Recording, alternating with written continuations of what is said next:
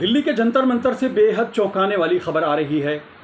आप ये मत समझिए कि मैं आपसे सिर्फ जंतर मंतर पर होने वाले प्रोटेस्ट और उस पर होने वाले लाठीचार्ज की चर्चा कर रहा हूँ, बल्कि मैं चर्चा करना चाहता हूँ उस खबर का, बल्कि उस अफवाह का जो कि दिल्ली से बेहद चौंकाने वाली सामने आई है। लोगों का आरोप है कि फर्जी पुलिस वालों ने सादी वर्दी में, यानी कुछ ऐसे लोग जो कथित तौर पर किसी पार्टी के कार्यकर्ता भी हो सकते हैं, उन्होंने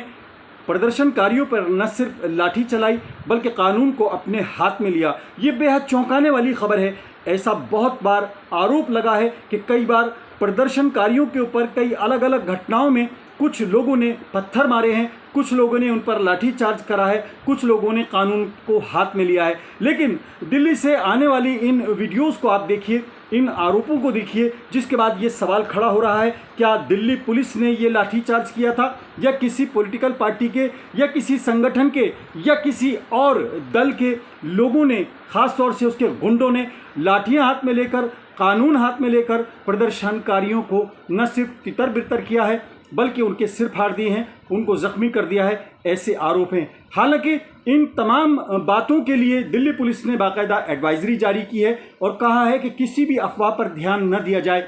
Delhi police appeals to all protesters to maintain peace, exercise restraint and cooperate with the police in ensuring peace and public order. All participants are requested to conduct themselves in a peaceful manner, refrain from indulging in any unlawful or violent activities, and comply with the lawful directions issued by police officers or personnel deployed on duty. The public is advised not to believe or circulate rumors, misinformation, or unverified content through any platform.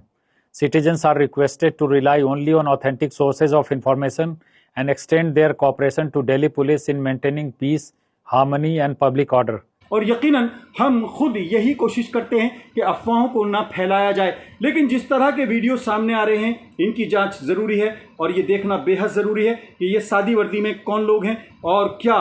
जो लाठीचार्ज करने वाले लोग नीली वर्दी में हैं ये किस फोर्स के हैं, इनके बैचेस कहाँ पर हैं, इनके बैज अगर नहीं हैं, इनके नामों की नेम प्लेट नहीं है और इनके कोई पहचान नहीं है, तो ये सवाल खड़ा होता है कि क्या आइंदा कोई भी प्रोटेस्ट अगर होगा तो उसके अंदर आने वाली पुलिस की भी जांच की जाएगी और जो पुलिस वाले वहां पर आएंगे उनके आई कार्ड्स भी चेक किए जाएंगे या उनकी कम से कम उनका जो कमांडर होगा या जो उनका हेड होगा उसकी पहचान उजागर करनी होगी। ये बताना होगा कि वो किस फोर्स का है, दिल्ली पुलिस का है, CRPF का है या किसी और का है, PAC का है या किसी भी बल का है, तो वो पहचान बतानी होगी। बहरहाल दिल्ली से ये खबर आई कि जंतर मंतर पर प्रोटेस्ट हो रहा था। आपने देखा होगा कि दिल्ली पुलिस में मुखिया का तबादला किया गया, नए मुखिया आए, 24 घंटे के अंदर ही अगले दिन सुबह को उन्होंने सोनम वांगचुक को उठा लिया और कार्रवाई शुरू कर दी। और आपने देखा कि सोमवार को न सिर्फ प्रदर्शनकारी उग्र हुए बल्कि पुलिस बल भी एक तरह से कहीं ना कहीं एग्रेसिव नज़र आया। प्रदर्शनकारी संसद भवन तक पहुंचने की कोशिश कर रहे थे, ऐसा कथित तौर पर कहा जा रहा है, लेकिन दिल्ली पुलिस ने बड़ी मुस्तैदी के साथ इस पूरे मामले को न सिर्फ कंट्रोल कर लिया है बल्कि ये बता दिया है कि दिल्ली पुलिस आज भी बेस्ट है। लेकिन सबसे बड़ा सवाल यही है कि क्या दिल्ली पुलिस की कार्रवाई के दौरान कुछ ऐसे लोग भी मौजूद थे जो कि पुलिस के ना होकर, किसी बल के ना होकर, किसी संगठन के या किसी दल के या किसी पॉलिटिकल पार्टी के गुंडे थे या कार्यकर्ता थे। ये जांच का विषय है।